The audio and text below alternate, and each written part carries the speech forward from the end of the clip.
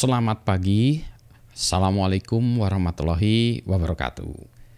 Berjumpa kembali dengan Budi Raharjo di Padepokan Budi Raharjo. Kita mulai dengan ngopi dulu. Bismillahirrahmanirrahim. Sedap, ini kopi saya yang ke 1,5 kali. Tadi pagi udah 1 kali sebelum ngajar ya, tadi habis itu ngajar. Kemudian ini saya tambahin cuma 1 cm tingginya. Tapi Pak, kalau 1 cm bentuknya espresso ya nagen juga. Enggak, ini kopinya saya buat V60 Cara Budi Raharjo, atau lebih tepatnya kopi tubruk disaring dengan filter kain Budi Raharjo dengan BR Smooth Filter. Jadi asik sekali. Sedap. Kali ini saya masih membahas banyak hal ya, sambil mau menunjukkan Topiknya saya pakai slide nih. Wis, keren kali Pak Budi pakai slide. Nah, jadi kita akan bahas tentang sanad keilmuan Budi Raharjo. Keilmuan Budi Raharjo itu jadi kayak hadis aja ya. Jadi kayak urutan keilmuannya. Jadi kalau kita bicara tentang ngaji gitu ya, kita kan guru ngajinya tuh harus siapa? Ini gurunya ngajinya ini, dia ngaji ke siapa, itu untuk menunjukkan turun-temurun keilmuannya. Sama juga Budi Raharjo keilmuan teknologinya itu terutama lebih tepatnya ya tentang elektroniknya itu dari siapa. Yang pertama, kita perlu cerita dulu bahwa dari segi keilmuan ya. Maaf nih kok nggak maju ya. Pertama kita perlu paham dulu bahwa ada seseorang yang namanya William Shockley. William Shockley ini penemu transistor. Penemu transistor yang nantinya transistor ini digunakan menjadi bahan untuk IC ya, integrated circuit, dan nantinya menjadi bagian dari chip yang ini, prosesor chip. Jadi kalau kita semua belajar atau menggunakan Intel microprocessor, nah itu sebetulnya awalnya bermula dari Bapak William Shockley ini. Shockley ini di Amerika, dan dia juga ngajar di Stanford University. Di Stanford University, kemudian dia mendirikan perusahaan yang nanti cikal bakalnya perusahaan ini dari Shockley, kemudian menjadi Fairchild, nanti Intel, dan seterusnya. Jadi ya turun-temurunnya begitu. Tapi Pak Shockley ini penemu transistor.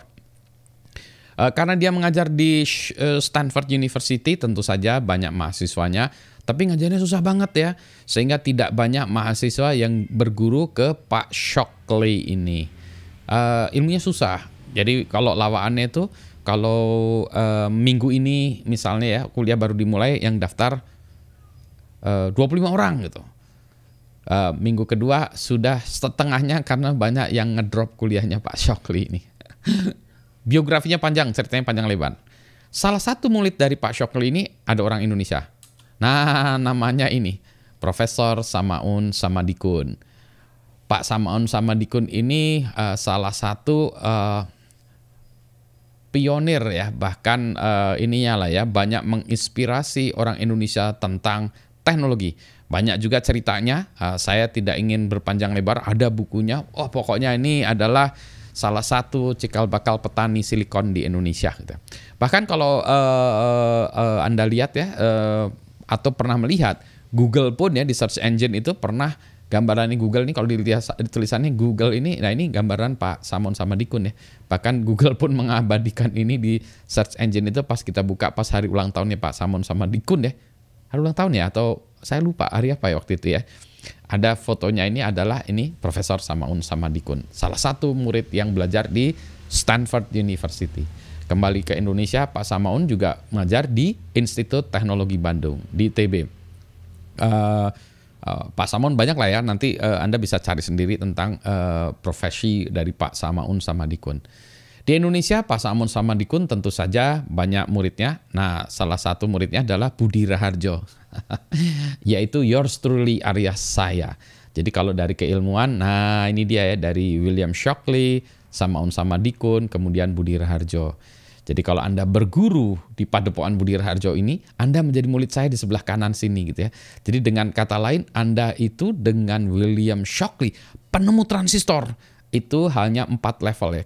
Jadi dari Anda ke Budi Raharjo, ke Samaun Samadikun, ke William Shockley gitu ya. Saya juga selain ke Prof. Samaun, saya juga belajar macam-macam ya. Salah satunya belajar, dulu saya belajar programming ya, VHDL dan Verilog itu untuk bahasa untuk pemrograman, untuk mendesain rangkaian digital elektronik. Saya pernah sempat belajar ke Bapak namanya Stanley Mazur. Meskipun hanya seminggu ya bergurunya. Jadi saya ngaji Verilog dan VHDL kepada Pak Stanley Mazur. Stanley Mazur ini salah satu desainer prosesor pertama ya, mikroprosesor pertama itu prosesor namanya Intel 4004. Nah ini desainernya adalah Pak Stanley Mazur. Tentu saja waktu dia mendesain 4004 ini itu tidak menggunakan software kode gitu ya, tapi menggunakan Ruby Leaf. Nanti kapan cerita-ceritanya itu saya akan bahas lagi lebih detail soal keilmuannya. Tapi ini untuk menunjukkan sanad keilmuannya. Jadi kalau Anda ngaji di Budi Raharjo, di Padepokan Budi Raharjo, Anda ini ngaji ke banyak pihak. Salah satunya adalah path-nya seperti ini gitu ya. Jadi saya kembali lagi, itulah kredibilitas saya atau apa ya, urutan keilmuan saya. Tentu saja selain kepada beliau-beliau, saya banyak berguru kepada guru-guru saya yang lain lagi. Mari kita ngopi pagi hari ini.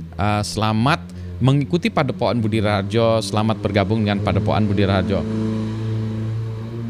Dan tentu saja dibarengi dengan suara entah angkutan apa yang lewat di depan rumah saya ini, yang suaranya keras banget. Mudah-mudahan tadi tidak masuk ya, tapi mungkin masuk juga.